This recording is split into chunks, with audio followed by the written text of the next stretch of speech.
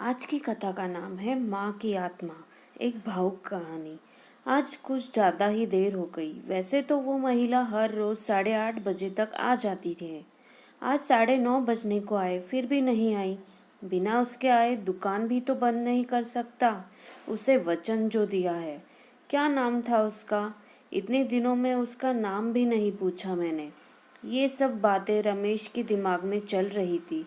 कुछ दिनों पहले ही तो उसने डेयरी शुरू की थी। उसकी ये शॉप ज़्यादा बड़ी नहीं थी, जिसमें वो दूध और बाकी मिल्क प्रोडक्ट्स रखता था। उद्घाटन के दिन ही पहली ग्राहक बनकर एक महिला उसके शॉप पर आई थी। उसकी गोद में एक छोटा सा लेकिन बहुत ही प्यारा बच्चा था। उसने एक दूध की बोतल ली और रमेश से बोली, भैया अभी मेरे पास सिर्फ 10 रुपए है, बाकी के आपको कल दूँ तो चलेगा? रमेश ने एक बार उसकी तरफ देखा। गरीब थी बेचारी, गले में मंगलसूत्र नहीं, माथे पे सिंदूर नहीं, शायद पति मर गया होगा बेचारी का। रमेश ने अंदाज़ा लगाया। पुरानी मैली साड़ी को कई जगह रफ्फू किया हुआ था। माथे से पसीने की बूंदें बह रही थी।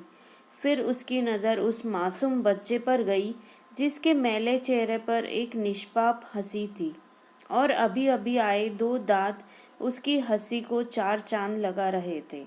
रमेश ने उस महिला की तरफ देखा और बोला, कोई बात नहीं बहन, आप मुझे बाद में पैसे दे देना।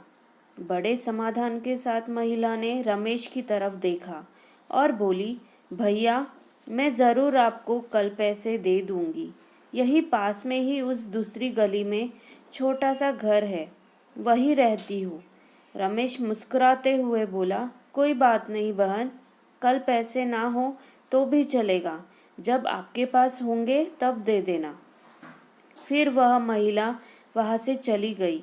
अगले दिन वह महिला पैसे लेकर डेयरी पर आई और रमेश को देने लगी।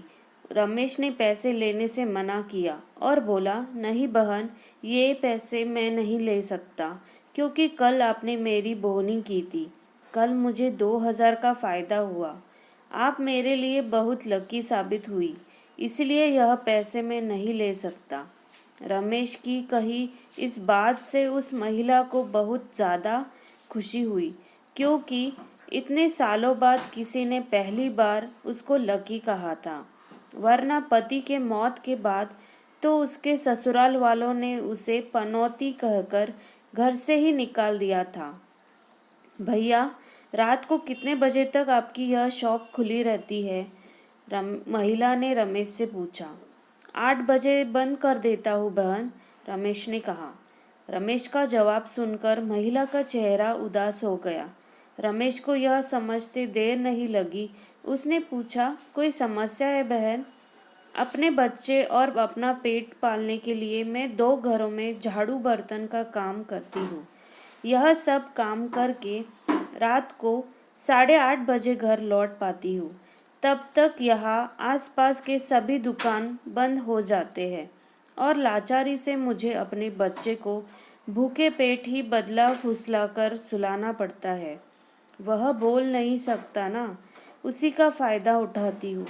कहते हुए उस महिला का गला भर आया। महिला की बातें सुन रमेश को बहुत बुरा लगा। फिर वह बोला, आप चिंता मत कीजिए बहन, बिना आपको दूध की बोतल दिए यह शॉप बंद नहीं होगी। लेकिन मेरी एक शर्त है।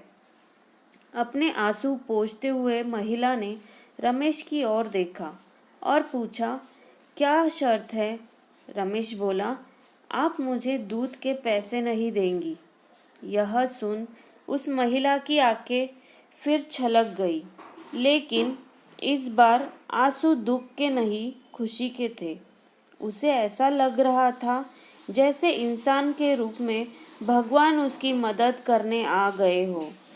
उस दिन से हर दिन 8:30 बजे वो डेयरी पर आकर दूध की बोतल लेकर जाती।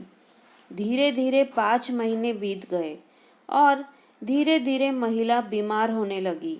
ज़्यादा काम और चिंता की वजह से उसका शरीर दिन ब दिन सूखता जा रहा था।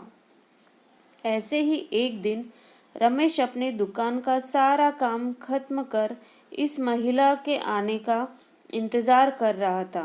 9:30 बजे वो महिला आई। आज उसका चेहरा कुछ ज्यादा ही बेजान नजर आ रहा था। बीमारी के कारण आंखों के नीचे काले घेरे और ज्यादा बड़े हुए नजर आ रहे थे।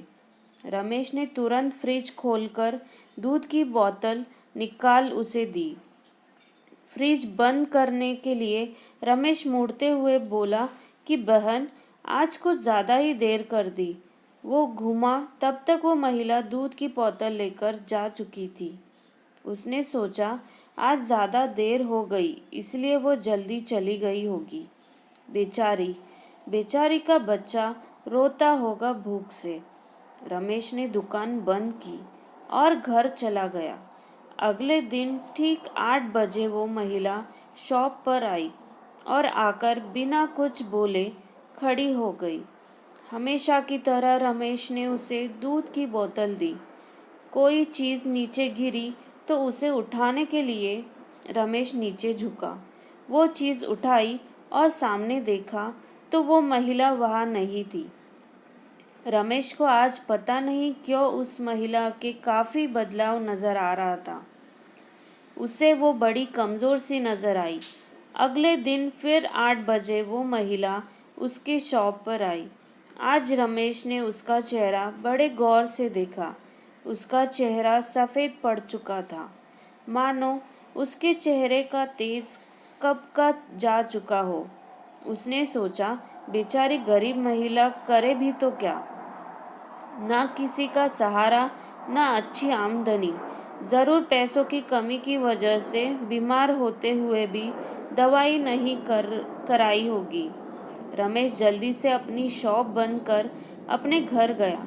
घर जाकर उसने ये सारी बात अपनी पत्नी को बताई। उसकी पत्नी भी उसकी ही तरह भले स्वभाव की थी। उसे भी उस महिला की परिस्थिति पर दुख हुआ।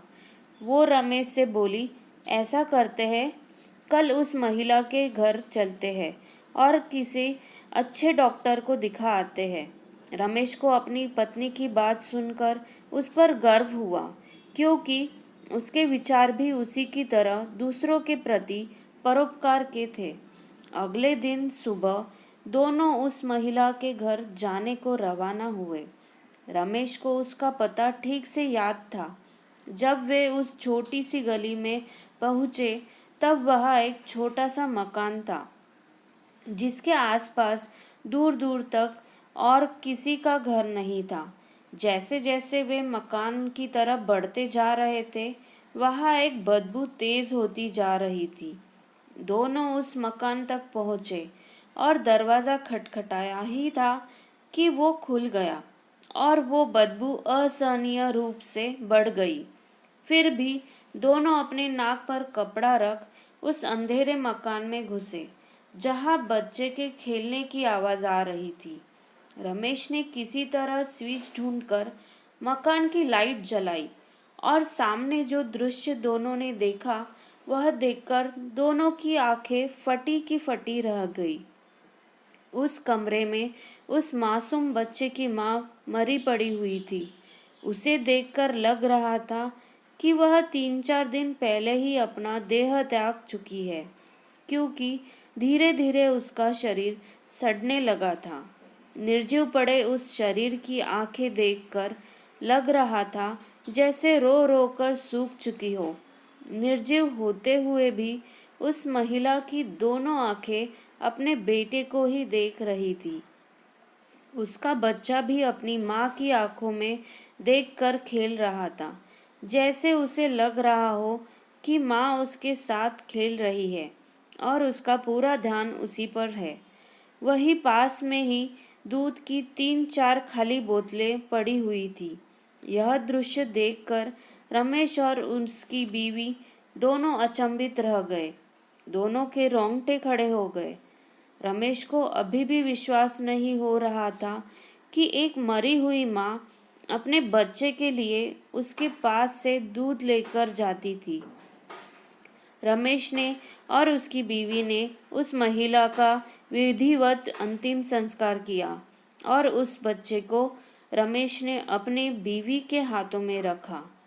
उसने भी उस बच्चे को बड़े प्यार से लिया और दोनों ने उस बच्चे को गोद ले लिया। रमेश को अपनी पूरी जिंदगी यह ध्यान में रहा कि उस बच्चे की माँ अभी भी उसके साथ है और उस पर नज़र रखे हुए है। आशा करती हूँ कि आपको आज की ये कथा ज़रूर पसंद आई होगी। अगर पसंद आई तो मुझे कमेंट में लिखकर ज़रूर भेजिएगा। धन्यवाद।